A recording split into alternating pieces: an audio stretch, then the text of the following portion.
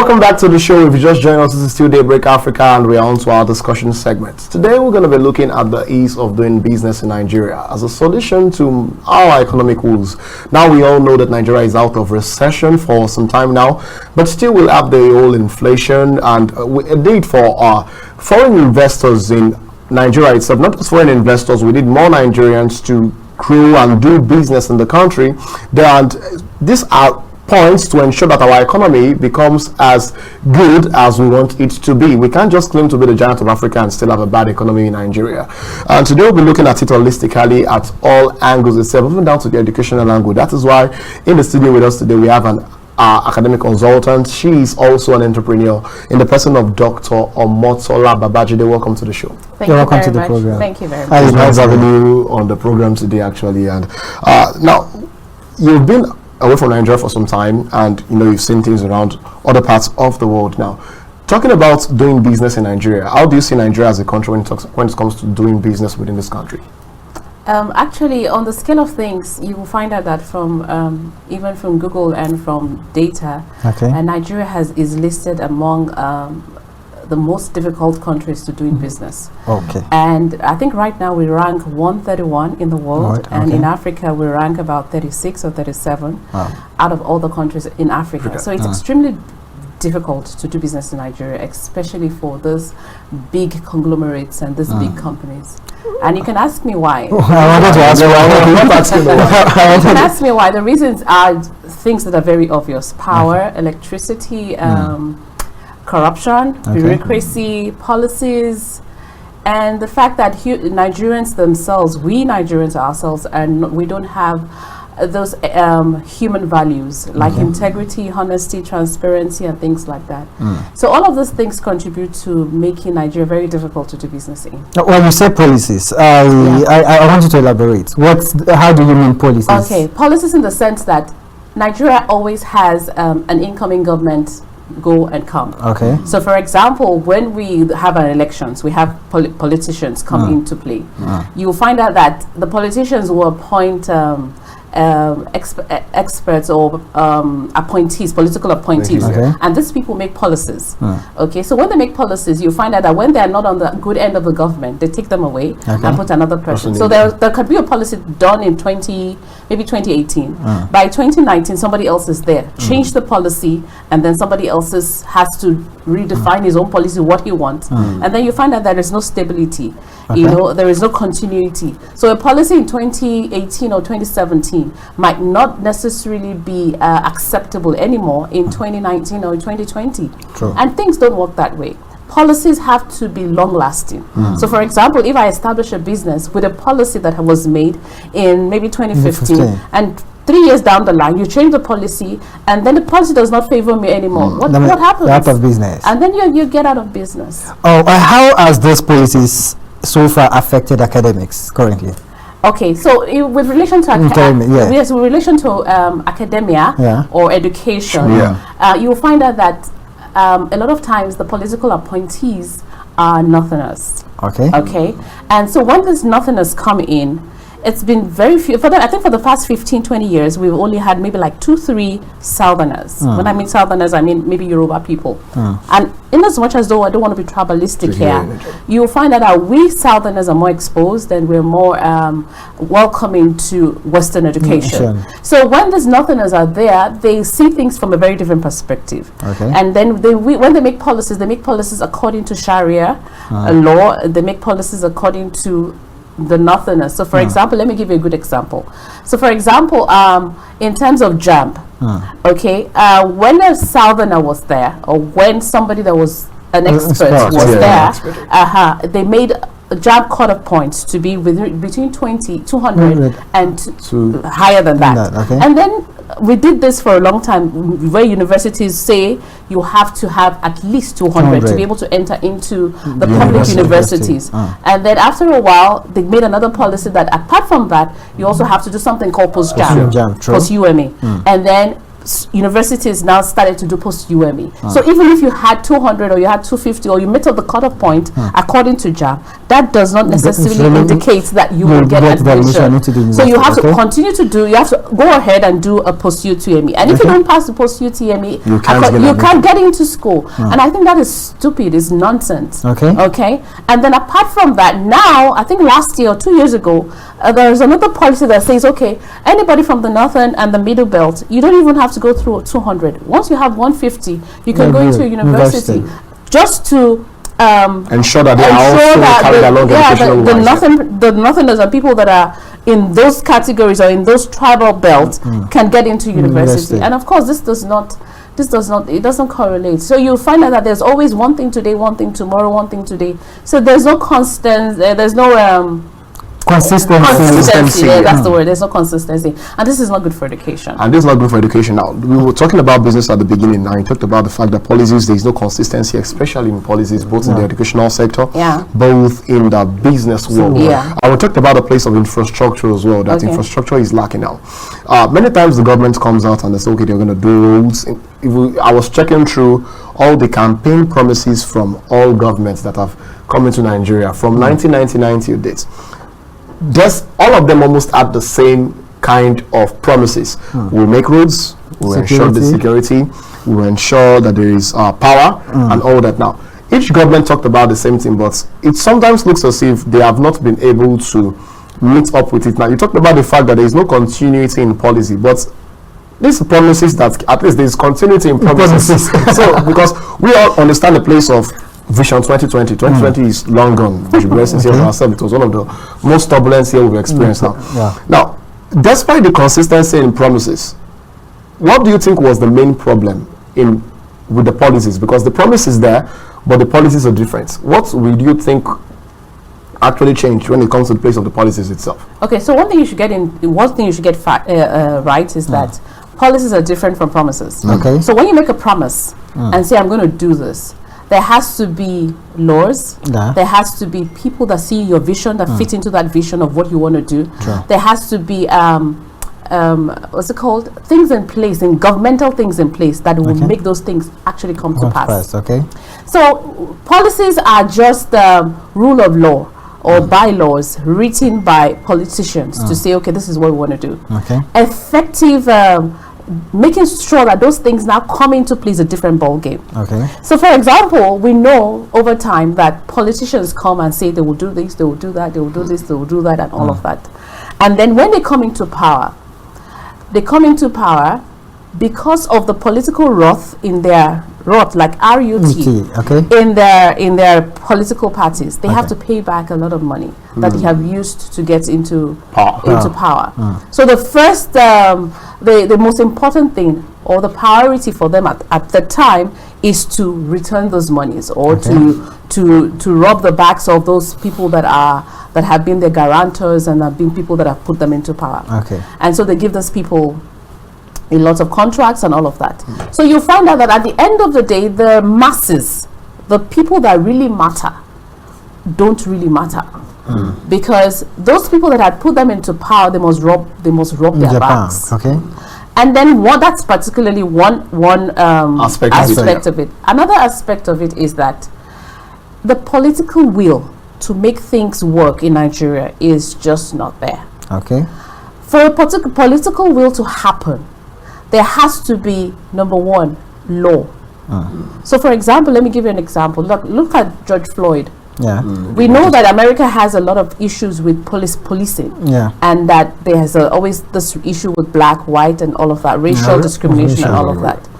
And look at it, just this week, George Floyd was given they made a judgment, and he won the case, even though he's dead. So in other words, the judiciary of the United States works. They work. The judicial system of Nigeria does not work. When you fault at something, there is nobody that can take you and say you should go and you understand what I'm saying? There is no, I don't know the word to use, but there is no government body to at least look into your excesses and they would look into it, but there is that thing is not in place. There's no strong proper justice system. The justice system is twatted. So when people know that they can do things and get away with it, there is no repercussion for their actions, then we are still playing. But when people know that there's a repercussion, if I made this promise and I must fulfill this promise, and there's a repercussion if I don't fulfill this promise, then people will sit up. But because here you know that even though I don't do it, nothing is going to happen to me. The worst that will happen to me is that I will give the judge some money and then he will get away with it. So we know here that we get away with so many things. And until that judicial awareness, the fear of judgment, the fear that I can be put into prison, I can be called for my actions, I can be what's the word now? Punished, yes, for failing to do my duty. We're still joking. Okay, currently what you're saying is the judicial system in Nigeria is independent. Independent? I mean, they're still dependent on the executive and the legislative arm of government. Yes. There has to be an independence. There has to be an independence from the executive government. So people must know that, politicians, even civil servants, everybody must know that once I do this is the repercussion for my inaction or action. And then we'll begin to do things properly. Now, you have been within some African countries as well, especially the South Africa, whereby is one of the most go-to places for economic development in Africa, as against Nigeria itself, who actually happens to be the largest population and the acclaimed giant of Africa. Now, what will you say is quite different about the business environment there and here? And what do you think Nigeria can actually emulate from other countries within Africa, or even out of the country, that can actually bring about a bit of change within the Nigerian system itself? Okay, so in other words, what you're asking me is that what's the difference? How would we make business easier here in Nigeria? Because we are both African countries in comparison to other African countries. Okay, so I have been in South Africa for the past 12 years, and I also own a business there, and I know for a fact that the place is conducive for businesses. Very conducive, in the sense that the government encourages people to become entrepreneurs. The government encourages students to go to school. They give them scholarships. They give them bursaries. They want to give them a level playing ground. As long as you're willing, you can access a lot of infrastructure, you can access a lot of loans, you can access a lot of trainings and all of this.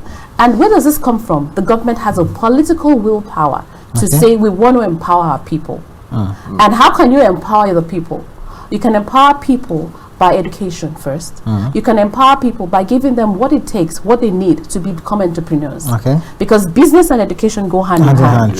You understand? So if you have an idea and you don't know how to go about the business, you go for trainings, you go for this. It might be expensive, but when you have access to those things, I know in Nigeria too, we're trying, especially in the private sector. The banks and all of that, they're trying to help people, as for example, like GT Bank and all of that. They're helping people to have access to trainings and all of that. And I know in the public sector also, the startups, we Nigerians, we're very resilient. We don't really have the backing of the government. The government is trying, no doubt about it, but they're not doing enough.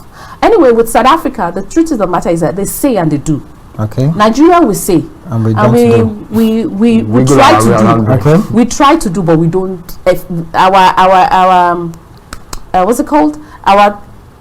We start, but we don't finish. We start, we don't finish, or even if we finish, we don't finish well. In South Africa, there is a spirit of excellence. In Nigeria, there's a spirit of mediocrity. So in South Africa, even me that went there for a PhD, I had to reset my mind. I had to do a reshuffling of my mindset. You understand? Because what goes on here that will make you okay is not what goes on there that will make you okay. You have to fit the rules. You have to obey the law. You have to do things the way they're supposed to be done. There is no corners. You can't cut corners. Do you understand? You can't cut corners. And if you even try to cut corners, you know that you can get caught and then you can get punished. You will get punished. It might take a while, but you get punished. So when you know all of those things, you want to follow the route. So there are structures in place to make sure that that system does not break. Okay. And so apart from the fact that education is a priority for the government pays bursaries for millions of students. I also lecture in the university in South Africa, and 80% of girls, especially the female gender, they give them scholarships for them to go to school. Just have a degree. Once you have a degree, you have a job. You will at least to give you a level playing ground. It will up you in terms of having a job. So they will do everything that they need to do. And then there's something called I've forgotten the name now. So now what they do is that even in the cadre of employment, so the cadre of employment, if you want to get employed as a female, the black female is number one on the list. So for all companies, especially the BE, there's something called BE, the Black Initiative something, just to empower the black people.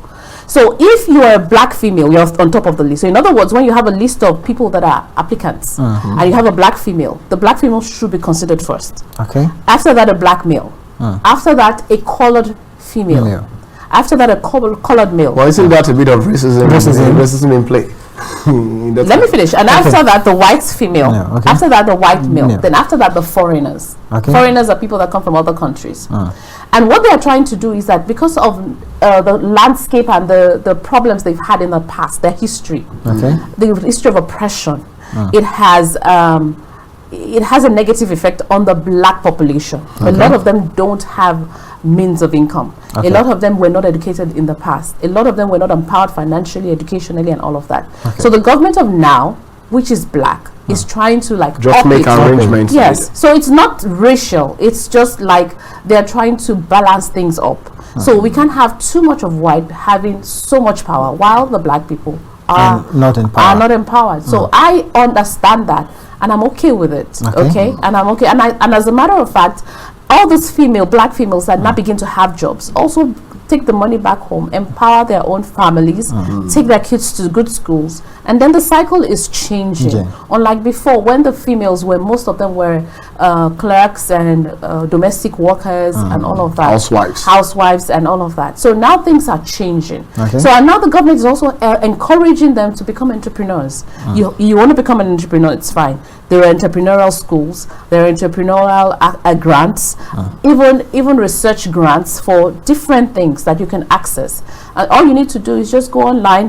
Where can I get a grant? Where can I get an entrepreneurial mentor or somebody? It's very easy to access. And then once you get those grants, once you get those things, you begin to do what you're supposed to do. But we have more Nigerians coming out now to mentor people. Nigeria also has a system whereby students learn entrepreneurship in school. The entrepreneurship courses in university.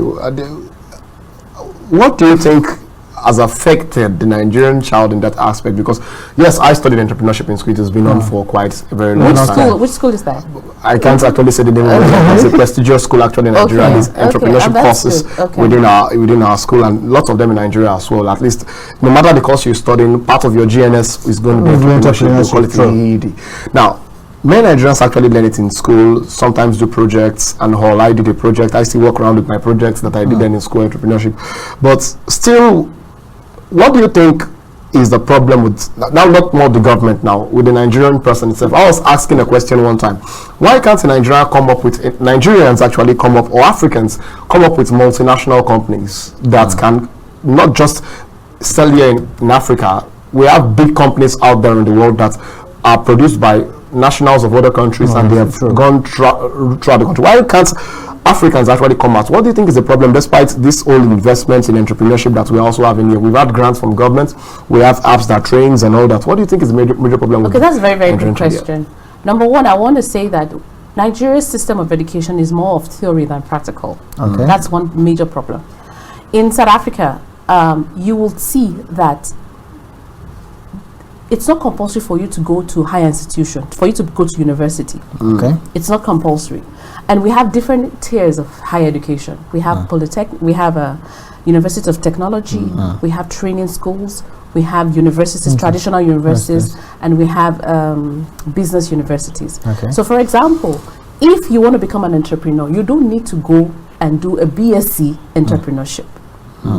It doesn't make sense. If you want to be an entrepreneur, you're not even supposed to go to university. Okay. You can just have a training and be under a mentor or do an internship. You can have a diploma in something. So what kind of entrepreneur do you want to be? Is it a fashion entrepreneur? Is it a industrial entrepreneur? Is it a arts entrepreneur? Is it an IT entrepreneur? What kind? Once you identify that from high school, then you can just do a training in a diploma. In South Africa, we have universities of technology where they do the OND.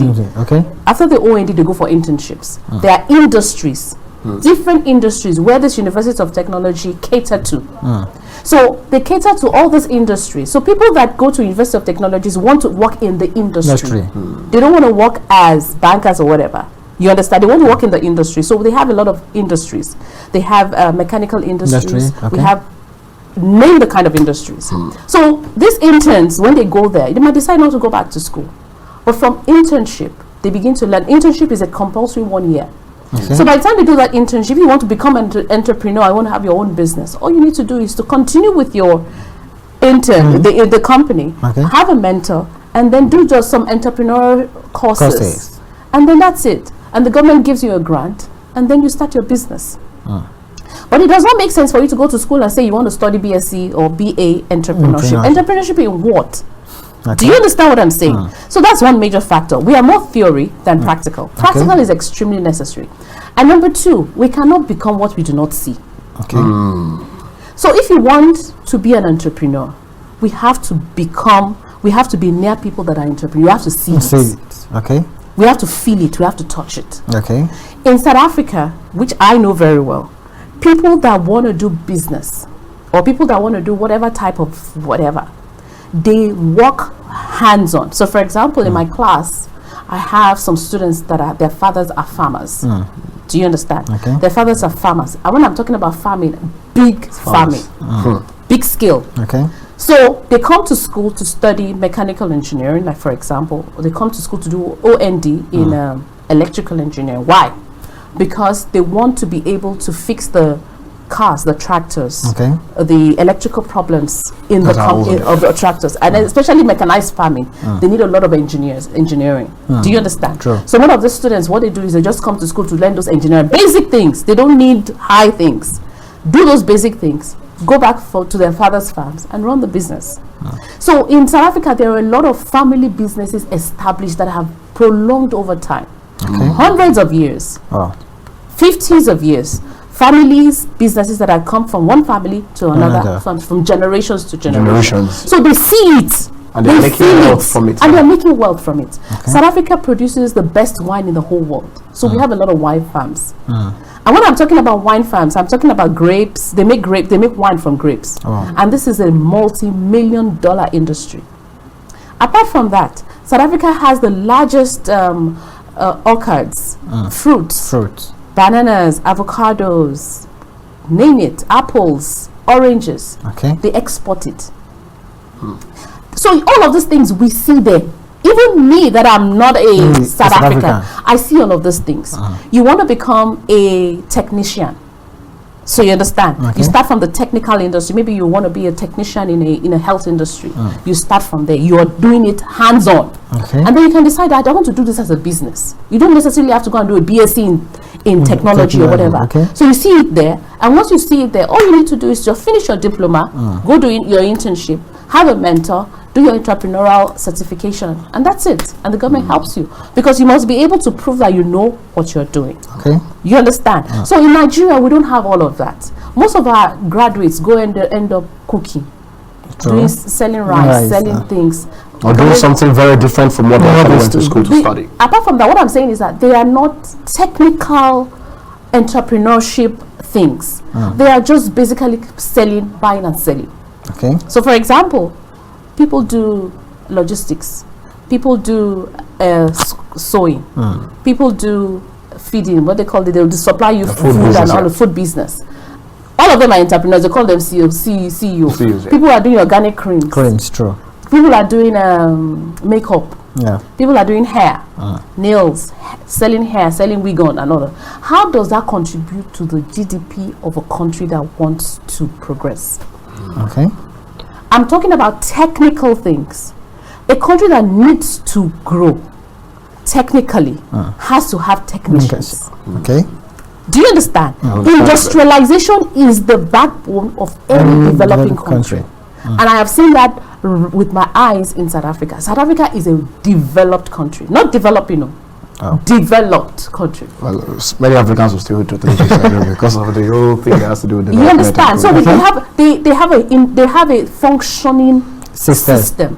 So their trains break down. They have people that will fix their trains. Their cars break down. Wow, within the nation. They don't import these things. So within the nation, your car breaks down. Hyundai is there. Your television has things. Hisense is there. Your Samsung is there.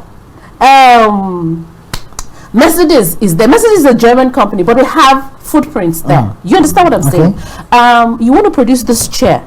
They don't import. In Nigeria, we import 90% of the things we do. They will produce it. The foam industries, mattress industries, cane industries, furniture industries, interior industries. They want to produce these things. They produce it themselves.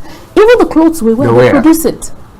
Do you understand? So because a lot of the economy has been internal. It was when the apartheid broke that they now started allowing foreigners to come in. And when foreigners started to come in, especially people from Nigeria, we now started to, because they want to, how will I put it? They want to meet the demands or the needs of people that are coming in. That's why, and our taste is very different from the South African. So now they allow people to import a little bit of things, but it's very highly regulated.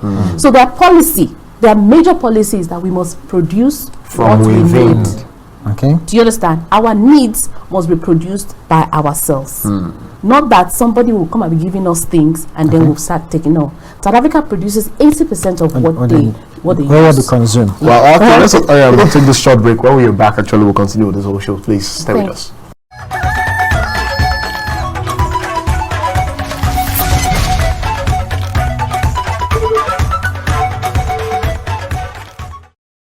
Alright, welcome back. It's still Daybreak Africa. We've been having a very wonderful discussion with Dr. Motola Babajide, and I was about to ask before the break that in a country where we've experienced xenophobia and the attack on other black countries, and you still say this particular country in this particular country, South Africa, is good for businesses, and how do you justify that? That's a very good question.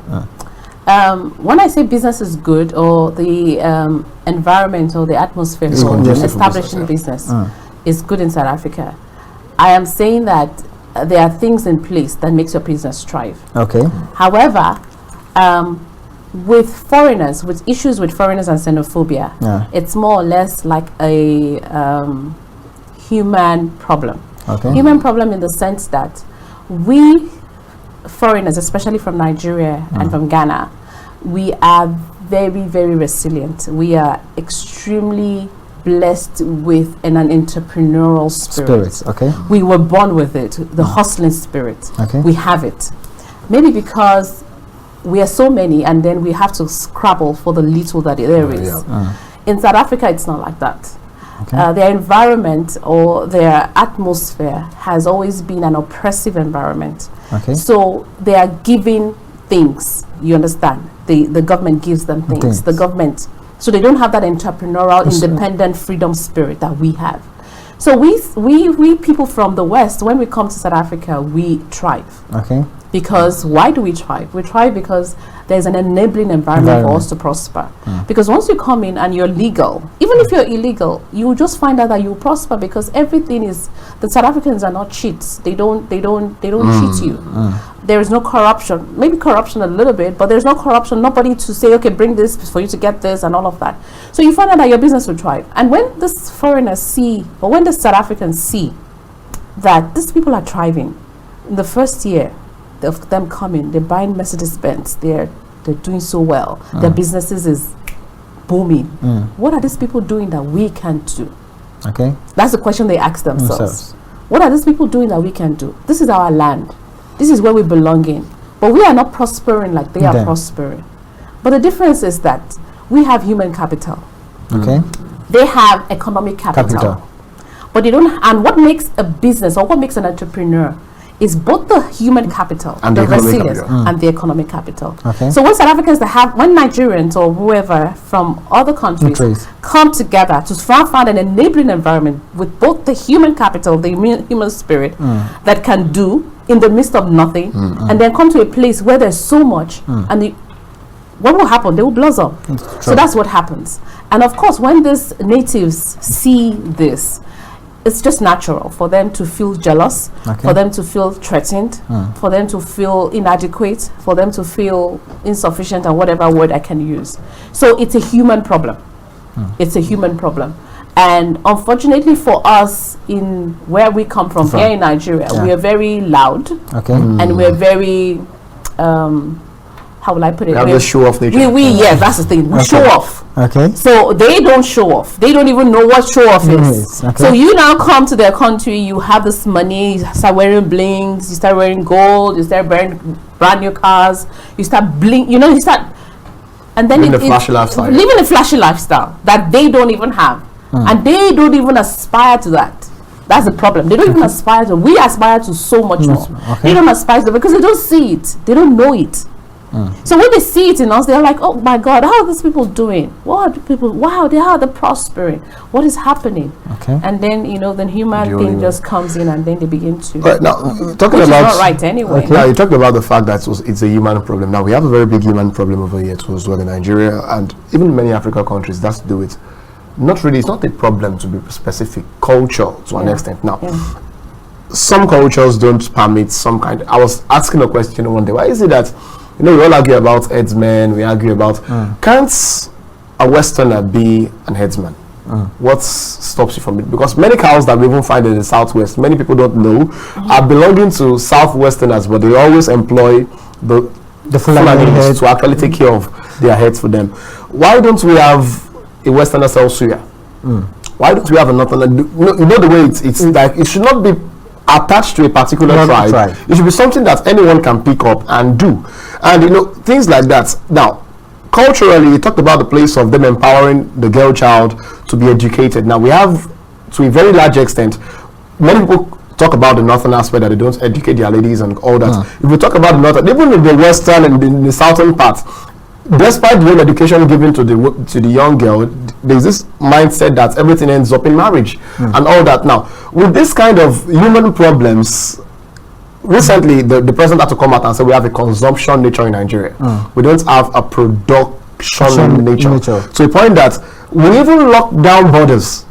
We shut all our borders that, okay, let's begin to produce from within. There was little or no result experience. Now, what do you think would have been a more logical means to at least address each of these problems within the nation? No, we have the good side of our culture too as well. One of the best entrepreneurial culture we have it from the East, whereby if you want to learn how to trade, you can easily learn from a family member, and within some few months and you are there. But we also have this strong mentality: you must go to school, and after all the whole school, after graduation, we have more children out there that are joining the unemployment rate, and the unemployment rate is so high that even the governor had to say that one of the insecurity issues that we're having in the country is because of unemployment, 3.3% at the moment. So how do we address all these old cultural problems in the country at this particular time? Thank you. That's a very good question.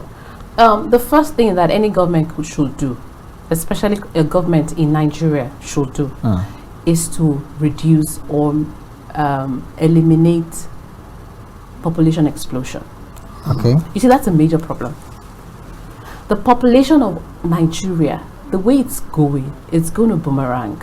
That's a big problem. We are many, and there is nothing to put in place to reduce the population explosion. Because number one, when you have population explosion, or when you have so many people, they fight for resources, human resources.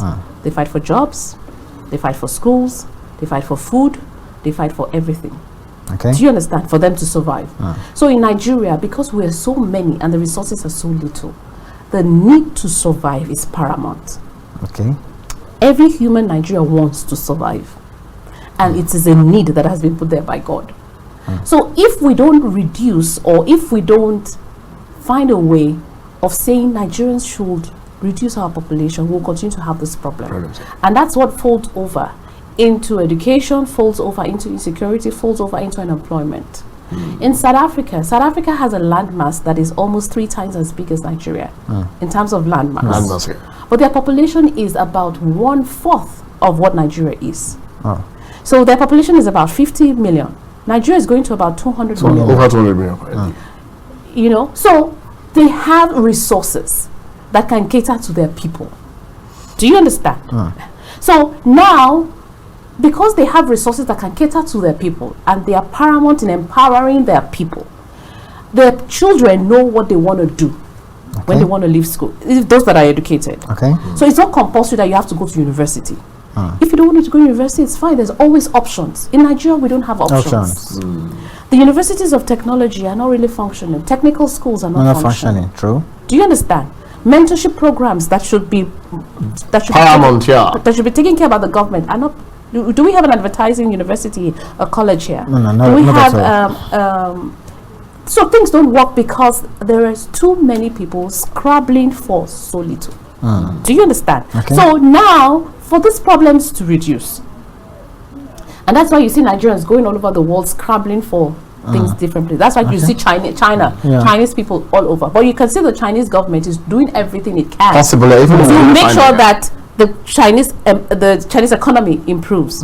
The first thing they started to do almost like 50 years ago was to say everybody should have one child, because the population was going to about 1 billion.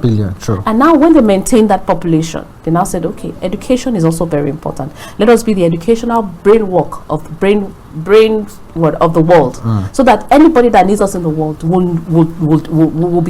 be relevant. True. Okay. So, but in Nigeria, we are so many that we don't even have there's no vision, there's no plan. You understand? So, for example, there are a lot of students that want to go into universities. There is no vision to say that, okay, you, this child, you don't necessarily have to go to university. What are you good at? What are those things? And how will you know what the child is good at? The parental aspect has to be there. The teacher aspect has to be there. The environmental aspect has to be there. True. All those things will help the child determine who she is and what she wants to do. But there's no clarity in so many children. They don't even know where they're going. They don't know what they want to do. So at the end of the day, you just sit there and want to go to university because that's the way it has been done. So you understand? So at the end of the day, we end up visionless. And the Bible says, where there's no vision, the people perish. True. So there has to be a vision, the vision of the government, the vision of the people, where we are going. So unless we begin to say, okay, these people that we are producing or that is exploding, how do we cater for them in the next 20 years? What's the vision? What's it called? What is going to happen? For example, now we have about 200 million. In the next 20 years, we're going to have maybe like 250 million. Okay, these 250 million people, how are we going to cater for them? What's going to happen in the next 10 years? What's going to happen in the next 20 years? In terms of infrastructure, in terms of electricity, in terms of road, in terms of education, in terms of healthcare, how are we going to sustain them? There is no government that is saying, okay, vision 2050, vision 2030. Even the ones that said 2020. Even the ones that are saying those ones, you find out that there is no follow up here. That drive to make it, to conceptualize it and to make it work. So also those things are put into place. We're just playing. You made mention of Nigeria not being an industrial country. And I believe this is one of the major reasons why we are still struggling when it comes to businesses in Nigeria. Maybe because the environment is not suitable enough, just as you said. And secondly, you made mention of the fact that citizens in Nigeria are consuming. They are not as productive because of the environment they find themselves. Now, in a situation like this where we are all struggling, in fact, okay, let me come to the situation where we are struggling with our revenue generation. Currently, our revenue generation is way too low.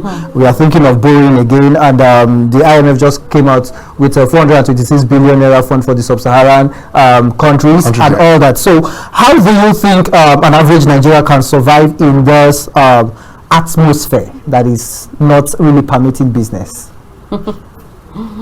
Because the cost of business is so high. The cost of business, the ROI cost of business is so crazy. That's why you see this what's it called, this people that are doing Yahoo. Yeah, okay. What do you call it when people do the wrong thing? There's a word they use.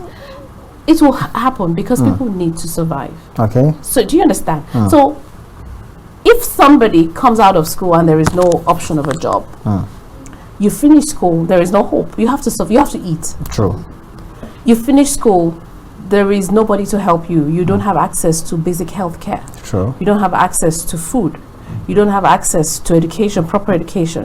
You don't have access to proper accommodation. You don't even have access to electricity, energy. What do?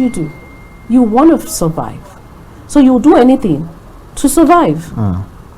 So the question now is, how do we survive? Yes, how do an average Nigerian survive in this atmosphere, in this kind of environment that's that is not really conducive for businesses? Okay, so one of the things that you can do is to get out of the country. Okay. That's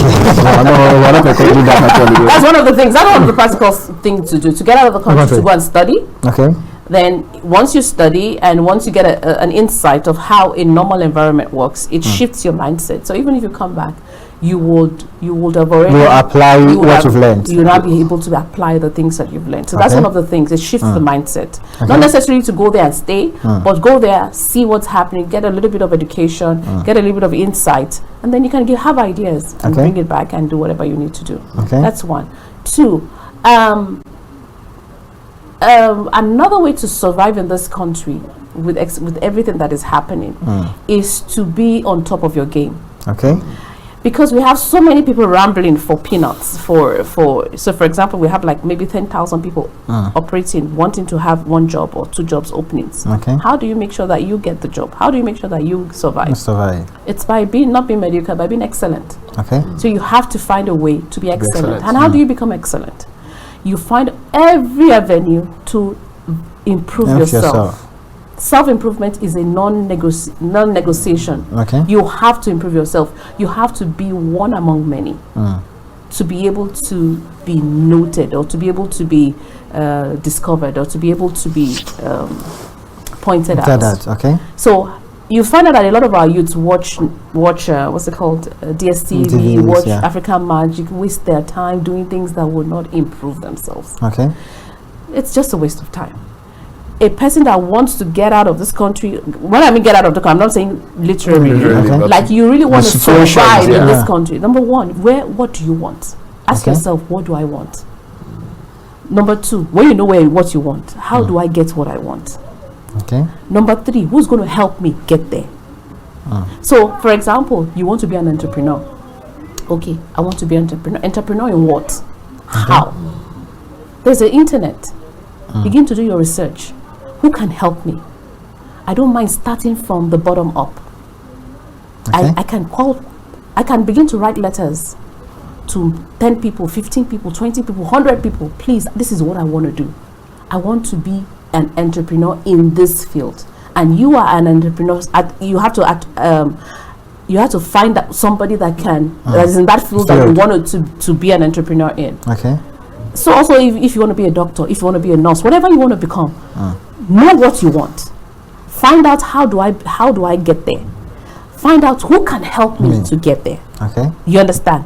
Then look for means to find a way. It's not necessarily that all you need is a little bit of an open door, and be willing to start from the bottom up.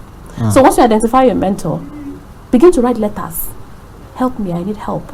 And once you don't beg people for money, you beg people for opportunities. It's better. Yeah. People close the doors when you ask them for money. But when you ask them for opportunities, sir, I don't mind. I just want to come to your house to be cleaning. But you know that place, for example, this is a television station. Yeah. Maybe there's somebody in Ondo, she wants to be a presenter or a broadcaster. She doesn't even have a degree in broadcasting or whatever. She can come here and start doing cleaning job. She cleaning. But while you're doing that cleaning or that reception or that pure water or whatever you want to do, selling pure water, selling food, you know the people that are here. After a while, they begin to see that zeal in you. They begin to see, they notice it that, my any skill. So you open your mouth and start to tell them, sir, I really want to work here one day. I don't mind. Just give me an opportunity to do this. And after a while, what happens? The opportunity will open up. As a man thinketh in his heart, so easy. So once you have a vision of where you want to be, the most problem is people have, especially they don't even know. Okay. They don't even know who they are. They have not discovered who they are. They have not discovered. They're not self-aware. They don't even know what they want, and that's why you see people wanting to get married. They finish school, especially ladies. They want to get married. Why? Because they feel that man is their savior. So much as okay. But that's quite wrong. Do you understand? It's a wrong mentality because they don't know better. They're looking for a savior to come save them. But the truth of the matter is, you are the only one that can save yourself. So how do we explain to these people that, okay, the first thing is go into a place. If you are a prayer person, go into a place. Or if you don't know, go into a place of prayer. God, I want to be successful in life. Okay. I want to have that drive. I want to be able to do this. How do I get there? What do I do?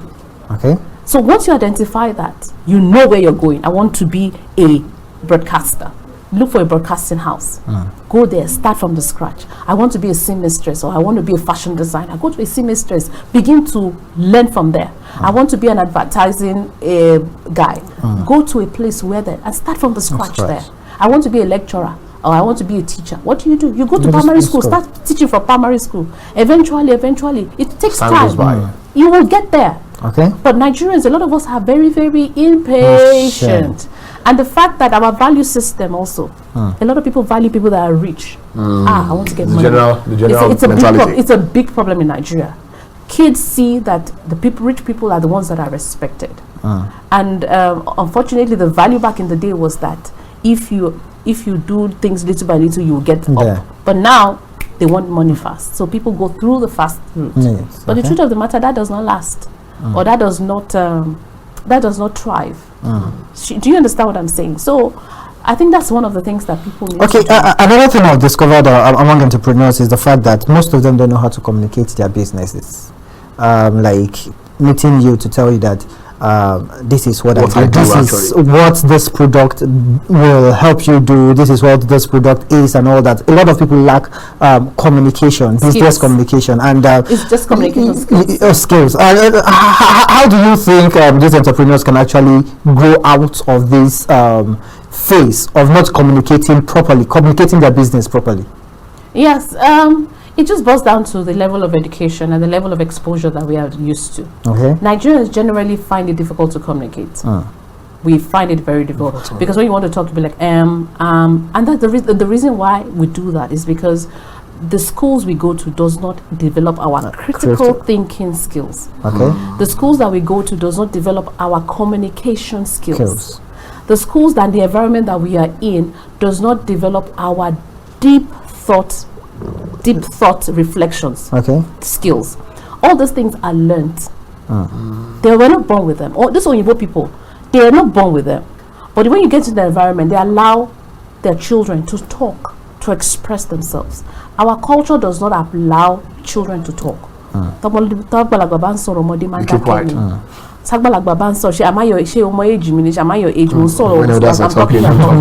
That culture thing suppresses the communication skills of people. Do you understand? So when children are not allowed to express themselves, it kills it. So you find students, they say go, they go. They don't ask, why should I go? Overseas, the kids will ask you why. And that why means that I want to understand. And why I want to go. Once he understands and he thinks about it, okay, this is the reason why she wants me to go. If it makes sense, I will go. If it doesn't make sense, I won't go. You are developing the trained thoughts of that child. But in Nigeria, that is not there.